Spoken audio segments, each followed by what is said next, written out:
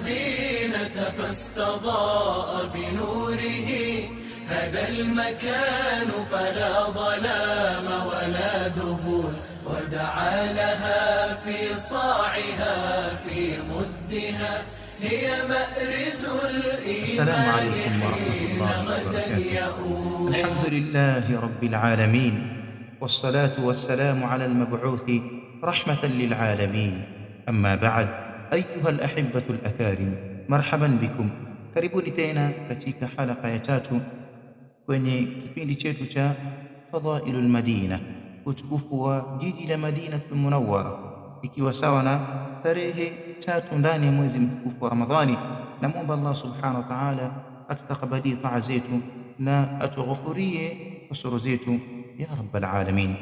Msikilizaji mtukufu wa Kiislamu, kwa haraka tuangalieni kuna mkataba gani ama kunao ahadi gani ambayo kwamba iliyojiri kati ya Mtume sallallahu alayhi wasallama na wale wakazi wa Madinatul Munawwara waliohudhuria katika haji ya mwaka wa 12 wa nubuwa, walipokwenda kukutana katika al-Aqaba Mina. Yamekuja mapokezi mazuri na asli ya hadithi iko Bukhari rahmatullahi alayhi, kutokumana na hadithi ya Ubada ibn Samit, radhi za Mwenyezi Mungu zimfikie. Huyu naye alikuwa ni mmoja kati ya wale ambao kwamba walihudhuria katika bai'a hiyo.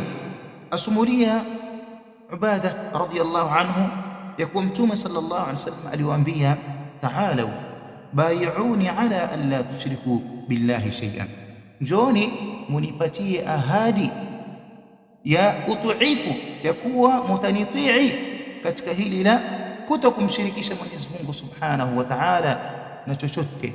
Ni ahidini ya kuwa hamutomshirikisha Mwenyezi Mungu subhanahu wa ta'ala kwa chochote.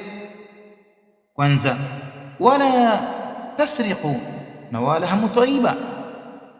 Tatu, wala taznu, wala hamutozini. Wala taqtulu auladakum, wala hamutoua watoto wenu.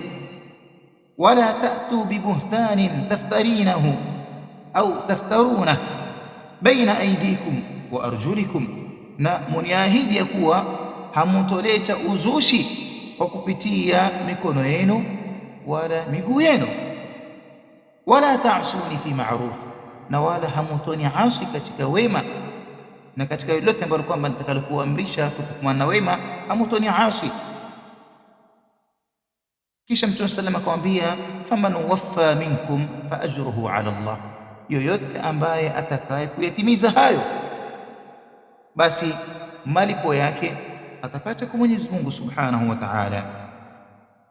Kisha akamwambia, waman asaba min dhalika, na yoyote ambaye kwamba atakayekwenda kinyume na lolote katika haya ambayo kwamba mtakao kuniahidi kwa siku ya leo, fauqiba fi dunya, akaadhibiwa katika dunia kwa kusimamishwa haddi Allah subhanahu wa ta'ala, basi fahuwa kafaratu lahu, itakuwa ni kifutio kwake yeye, atakuwa amesamehewa na Mwenyezi Mungu subhanahu wa ta'ala kwa kule kusimamishwa haddi kati ya hududi za Mwenyezi Mungu subhanahu wa ta'ala.